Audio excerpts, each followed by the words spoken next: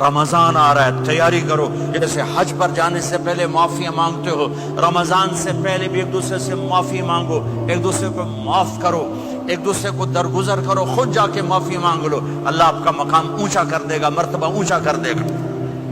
آخری رات اللہ تعالیٰ فرماتے ہیں جاؤ، تمہارے رات کی قیام اور دن کے روزے کے بدلے تمہیں سب کو معاف کر دیا.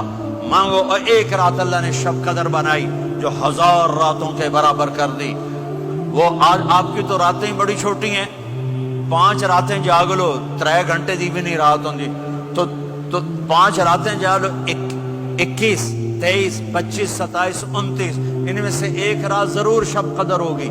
ایک رات کا جاگنا 80 سال کی عبادت سے بڑھیا ہو جائے گا. صرف ایک رات کا جاگنا، ایک رات کا جاگنا. ایک شرط ہے، دل میں بغض نہ ہو، نفرت نہ ہو، حقارت نہ ہو.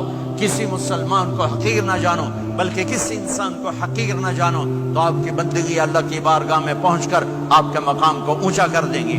تو عبادات میں ایک نماز ہے، پھر ایک روزہ ہے، پھر زکوٰۃ اور حج مالدار لوگوں کا فریضہ ہے، غریبوں کا نہیں ہے، متوسط طبقے کا نہیں ہے.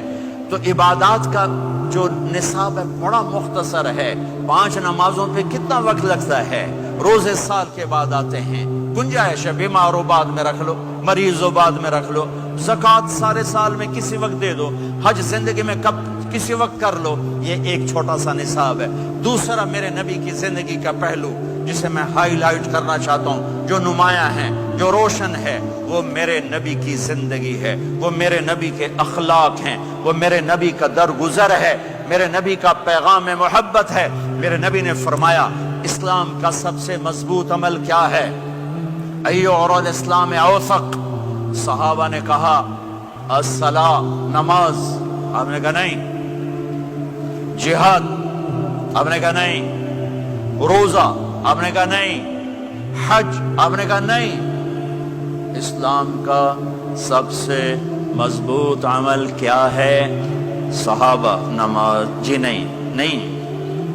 جہاد نہیں. روزہ نہیں. حج نہیں. اچھا یا رسول اللہ پھر کیا ہے؟ سنو غور سے، توجہ سے. میرے نبی نے فرمایا اسلام کا سب سے مضبوط عمل آپس میں محبت کرنا ہے. اللہ کے لیے محبت کرنا ہے، اللہ کے لیے محبت کرنا ہے، اللہ کے لیے محبت کرنا ہے. اسلام پیغام محبت ہے. میرے نبی کی زندگی محبت کی پوری تصویر ہے. کسی سے نفرت نہیں، بغض اللہ کے لیے، محبت اللہ کے لیے. یہ اسلام کا سب سے مضبوط عمل ہے.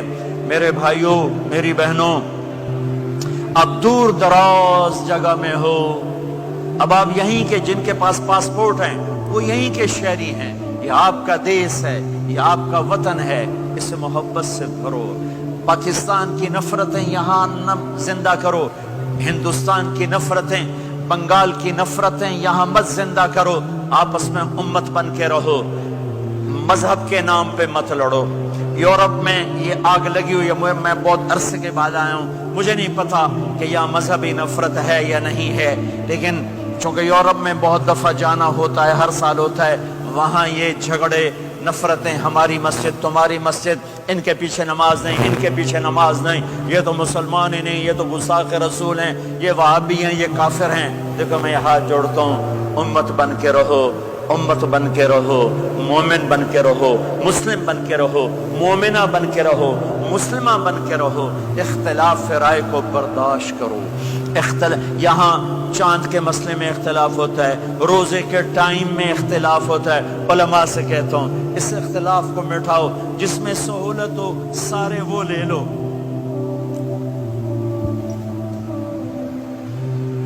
امت میں تفریق نہ پیدا کرو. یہ علماء کے سامنے ہاتھ جوڑتا ہوں. جس میں امت کو زیادہ سہولت ہو، ما خیر بین امرین الا اختار ایسرہما. 2 کام جب میرے نبی کے سامنے ہوتے تھے، جو مشکل ہوتا تھا چھوڑ دیتے تھے، جو آسان ہوتا تھا لے لیتے تھے.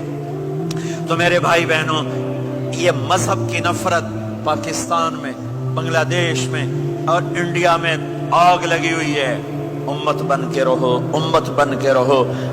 اگر آپ اور میرا مسائل میں اختلاف ہے تو یہ ہماری محبت کو نہ ختم کرے، ہمارے تعلق کو نہ ختم کرے، ہماری نفرتیں نہ پیدا ہوں۔ اختلاف رہا شروع سے تھا، آج بھی ہے، آئندہ بھی رہے گا، لیکن اللہ کے واسطے، اللہ کے واسطے، اللہ کے واسطے اس کو محبت میں بدلو، اس سے محبت میں بدلو، اس سے محبت میں بدلو۔ اختلاف رائے کو برداشت کرو، مذہب کے نام کی نفرت کو ہوا نہ دو، ہوا نہ دو، اس کو ٹھنڈا کرو، اس پر پانی ڈالو، اسے بھڑکاؤ نہیں، اس پر پانی ڈالو۔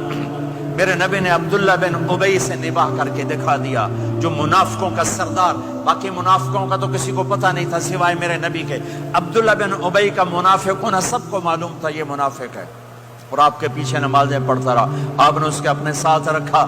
ایک دن آپ پانی پی رہے تھے، عبداللہ بن ابی کے بیٹے عبداللہ پکے صحابی تھے، کہنے لگے یا رسول اللہ تھوڑا پانی تو بچا دیں۔